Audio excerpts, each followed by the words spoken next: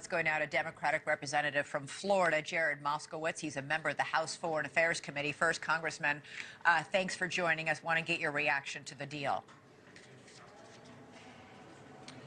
No, thanks for having me. Well, obviously, any day that we can get hostages home, especially American hostages home, is a good day. So I am happy that we got to this deal. And we would have gotten to this deal much faster, but for Hamas stonewalling a deal for the last 6 to 8 months. So to be clear, the additional suffering that has gone on in Gaza could have been prevented had Hamas agreed to this deal earlier. And we're only getting a deal now because of the different realities on the ground within Gaza and within Syria. I want to thank President Biden and his team, along with President Trump and his team. I think it took both of these teams and the different perspectives that they brought to get this deal to the finish line. That being said, there are still more hostages. Yeah. And so on a bipartisan basis up here, we want to get the rest of the hostages home.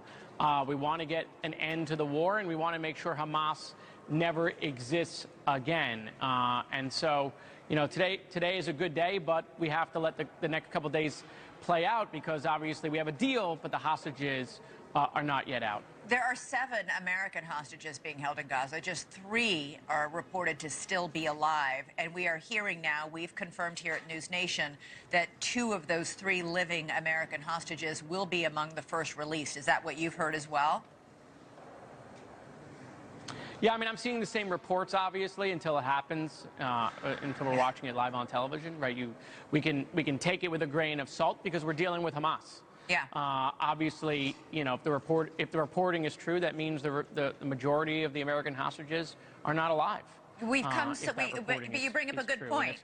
We've come so close so many times to a deal. President Biden has said this was the most difficult negotiation he's ever participated during his decades-long career in politics. He said diplomacy is 700 days of failure and 1 day of success. He says he is confident the deal will hold. Are you? Well, look, obviously we're going to have a change of administration, and so I'm confident that it seems like we have a deal, but you're asking me to be confident in a terrorist organization. I'm not confident that Hamas will keep their word. We have to take it every single solitary day. I mean, Hamas allowed Gaza to be in ruins.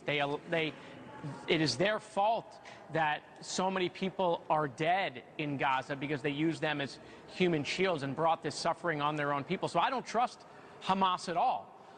And so, you know, we'll have to take it day by day. But, you know, my heart breaks for the families that are going to get a body back. Yeah. And are getting a body back because Hamas stonewalled this deal for so long. So it's bittersweet news here. We're happy that we're getting, hopefully, towards the end of this. We're happy to be getting hostages out.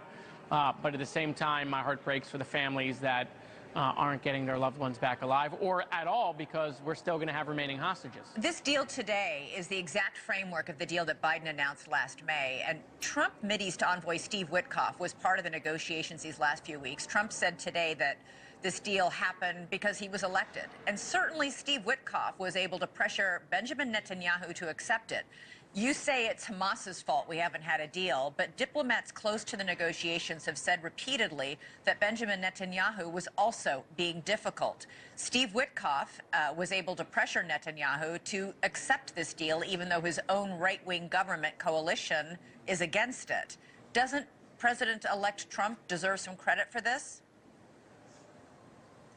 Well, I said I gave credit to President Biden and President Trump. I do think they both deserve credit. In fact, I'm one of the few people giving both of them credit. You see a lot of my colleagues on the other side of the aisle only crediting President Trump. Well, that just falls in the face of the truth. President Biden's been working on this since May and laid a lot of the groundwork. I think Special Envoy Witkoff played a huge role here, which is why I'm giving President Trump credit. But we also have to give Anthony Blinken credit, who's been working on this for a long period of time, laid a lot of the groundwork, along with President Biden's team, along with bringing the Egyptian and Qataris. So look, let's be honest, this was a bipartisan deal with a bipartisan effort, and we shouldn't be afraid to give both sides credit. We shouldn't always try to politicize things when we get good news. So credit to President Biden, credit to President Trump elect, and he'll be the one implementing this deal. So yeah, this is being handed off to President Trump, and he should get credit from on a go-forward basis. Yeah, it's great to see bipartisanship at work at a crucial, important